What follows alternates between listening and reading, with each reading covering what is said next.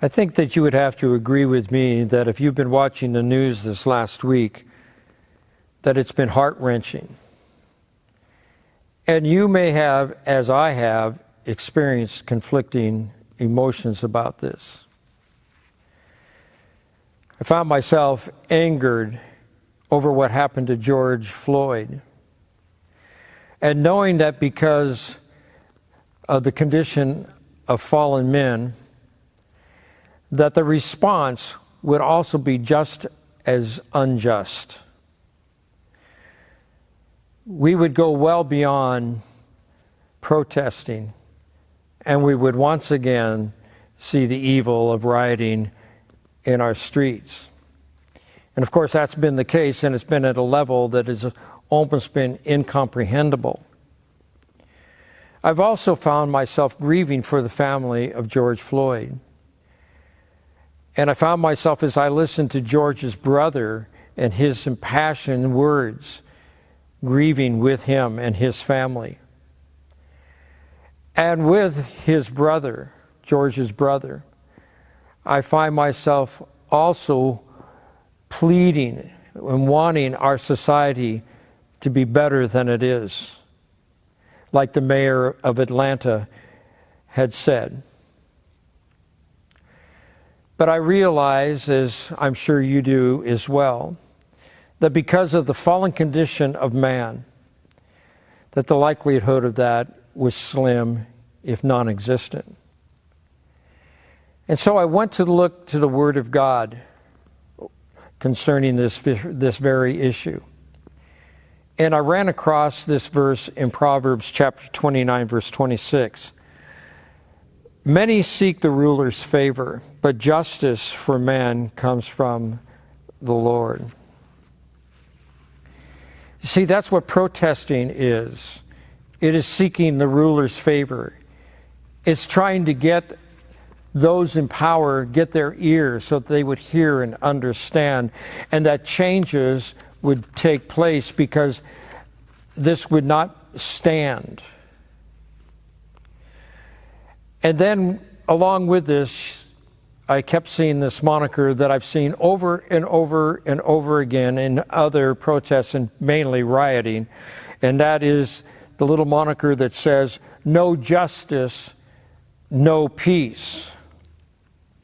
And I want you to think about that for a moment, because that particular phrase is an oxymoron, and what it really means is no justice will be followed by more injustice. Did you get that? No justice will be followed by more injustice. That particular phrase, no justice, no peace, is an expression of the fallen nature. It is an expression of what a fallen individual and a fallen society, a fallen people, a fallen humanity will express in anger and in blindness. And that's what we have seen. And that should sadden our hearts. And it should also remind us of our obligation as believers, because we know that they have hearts of stone, and they will only have hearts of flesh when Jesus radically changes them via the gospel of Jesus Christ. And we also need to remember that these kinds of riots that have clouded the issue of the death of George Floyd have only convinced further those who are already prejudiced. And it also makes it very difficult for us as a society to get over our own pride in order that we can listen to one another, so that we can talk to one another, that we can hear one another, that real reconciliation can take place.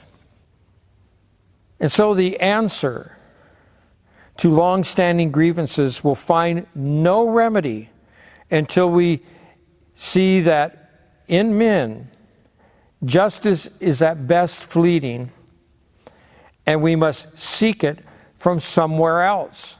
The latter part of that verse that I just read. But justice for man comes from the Lord. Now this we know, that when Jesus comes back, he will rule in absolute justice. But until then, we won't see that kind of justice in society. But in our own personal lives, as God transforms us by his grace, we as individuals can act in justice toward other individuals. And that we should also pray for God's common grace upon our society, so that our rulers would be swayed by the grace and mercy of our God to more just resolutions. Here's what we need to remember. It is the work of a heart of hatred and evil, driven by anger which only blinds, and envy which only steals, and strife which is the expression of self-centeredness. But for those of us who know Christ, we need to redouble our efforts. First, in our own personal lives, to show grace and mercy, and to seek out hidden prejudices in our own hearts and allow God to destroy those as we confess them to him. And then we need to redouble our efforts with the gospel of reconciliation, knowing that in the end, until Jesus comes, reconciliation only happens as hearts are truly changed by the grace of God. And it is then,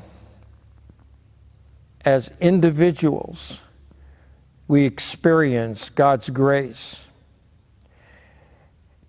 And we wait patiently for the second coming of Christ when he brings justice. And until that time, we, as God's people, act in mercy, grace, and justice.